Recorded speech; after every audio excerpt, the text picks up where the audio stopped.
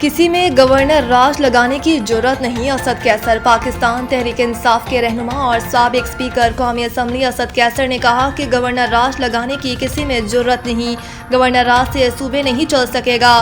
نجی T V سے گفتگو کرتے ہوئے اسد کیسر کا کہنا تھا کہ مطالبہ کرتے ہیں کہ پیپلز پارٹی گورنر راج پر اپنا آفیشل موقف واضح کرے، بتائیں احمد کریم کنڈی کا بیان پارٹی پالیسی ہے یا نہیں۔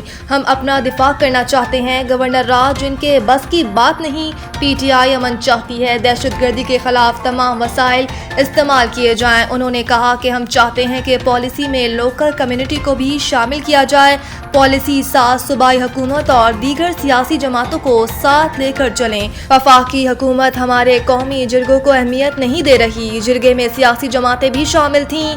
سابق اسپیکر قومی اسمبلی کا کہنا تھا کہ کیا ہمارے جلسوں میں تقاریر عطا تارڑ کی پریس کانفرنس سے زیادہ سخت تھیں؟ جلسے میں تمام تقاریریں آئین و قانون کے دائرے میں رہ کر کی گئیں، آئین و قانون کے اندر رہ کر جدوجہد جاری رکھیں گے، قانون میں جتنی گنجائش ہے ہم اتنی ہی بات کریں گے۔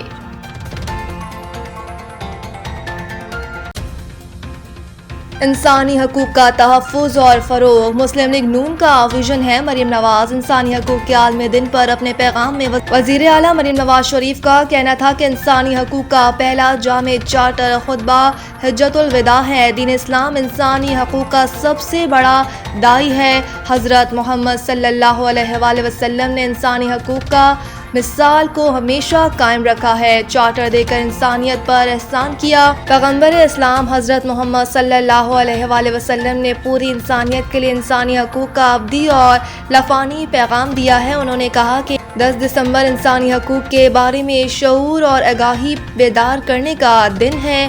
ہر انسان رنگ، نسل، مذہب، جنس یا حیثیت سے بالا تر انسانی حقوق رکھتا ہے۔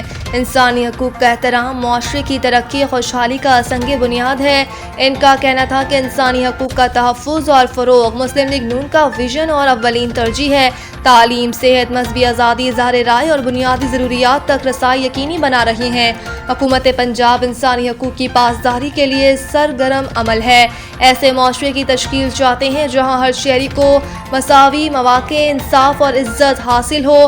مریم نواز شریف نے کہا کہ انسانی حقوق کے تحفظ کے لیے معاشرے میں محبت، احترام اور رواداری کو فروغ ضروری ہے۔ بنیادی انسانی حقوق کی فراہمی مہذب معاشروں کی پہچان ہے۔ شہریوں کے بنیادی انسانی حقوق کا تحفظ ریاست کی اولین ترجیح ہے۔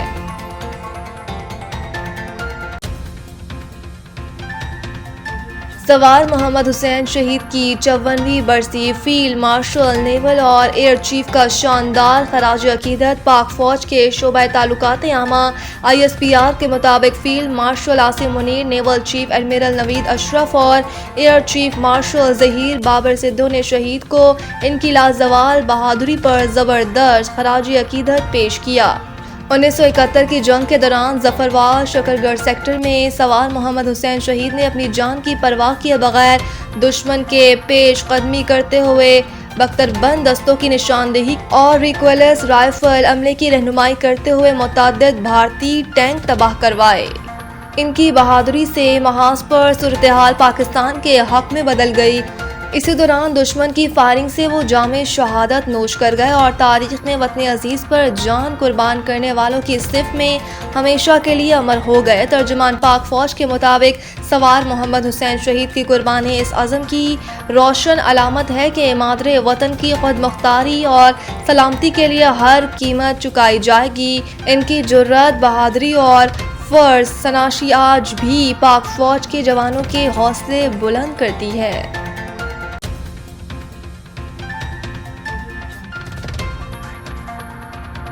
گیمبلنگ ایپ کی تشہیر، رجب بٹ اور ندیم نانیوالا کی راہداری ضمانت منظور۔ اسلام آباد ہائی کورٹ کے جسٹس انعام امین منہاس نے کیس کی سماعت کی، جس دوران رجب بٹ اور ندیم نانیوالا عدالت میں پیش ہوئے۔ دوران سماعت درخواست گزار کے وکیل نے عدالت سے استدعا کی کہ کراچی میں بھی مقدمہ ہے، لہٰذا 15 روز کی راہداری ضمانت دی جائے۔ وکیل درخواست گزار کے موقف پر جسٹس انعام منہاس نے کہا کہ 10 دن کی حفاظتی ضمانت دے رہے ہیں، متعلقہ عدالت سے رجوع کر لیں۔ بعد ازاں اسلام آباد ہائی کورٹ نے دونوں کو 10 دن میں متعلقہ عدالت سے رجوع کرنے کا حکم جاری کرتے ہوئے راہداری ضمانت منظور کر لی۔ ملزمان کے خلاف گیمبلنگ ایپ کی تشہیر پر سائبر کرائم کی دفعات کے تحت مقدمات درج ہیں۔ اسلام آباد ہائی کورٹ نے گزشتہ روز پاکستان پہنچنے پر رجب بٹ کو ایئرپورٹ سے گرفتار نہ کرنے کا حکم دیا تھا۔ گزشتہ روز برطانیہ کی جانب سے ملک بدر کیے جانے کے بعد پاکستانی یوٹیوبر پاکستان پہنچ چکے ہیں۔ رجب بٹ کو ویزا منسوخی کی بنا پر برطانیہ سے ملک بدر کیا گیا ہے۔ ملک کے چاروں دارالحکومتوں کی فضا میں آلودگی بڑھ گئی۔ لاہور سر فہرست ملک کے چاروں دارالحکومتوں کی فضا میں آلودگی بڑھ گئی ہے۔ عالمی ماحولیاتی ویب سائٹ کے مطابق دنیا کے بڑے آلودہ شہروں میں 253 پارٹیکولیٹ میٹر کے ساتھ لاہور سر فہرست ہے۔ اس کے علاوہ کوئٹہ میں 248، پشاور میں 243 اور کراچی میں پارٹیکولیٹ میٹر کی تعداد 236 رہی۔ پنجاب اور KPK کے مختلف حصوں میں دھند کی شدت ہے اور حد نگاہ متاثر ہونے پر موٹر وے M1 پشاور سے برہان اور M5 ظاہر پیر سے شیرا شاہ تک بند ہے۔ پاکستان ویمنز فٹ بال ٹیم پہلی بار فیفا سیریز میں شامل۔ لاہور پاکستان ویمنز فٹ بال ٹیم کو پہلی بار فیفا سیریز میں شامل کر لیا گیا۔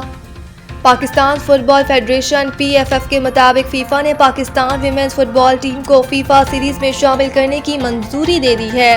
PFF کے مطابق فیفا سیریز میں شمولیت پاکستان میں ویمنز فٹ بال کی بڑھتی ہوئی ترقی کا اعتراف ہے۔ پاکستان ویمنز نیشنل ٹیم کے لیے یہ نئے دور کا آغاز ہے جس سے کھلاڑیوں کو انٹرنیشنل سطح کے مقابلے کھیلنے کو ملیں گے۔ واضح رہے کہ فیفا سیریز 2026 مارچ اور اپریل میں کھیلی جائے گی، جبکہ فیفا ویمن سیریز کا آغاز برازیل، آئیوری کوسٹ اور تھائی لینڈ میں ہوگا۔ مزید برائے خواتین فیفا سیریز کے تمام گروپس کا اعلان 2026 کے اوائل میں متوقع ہے۔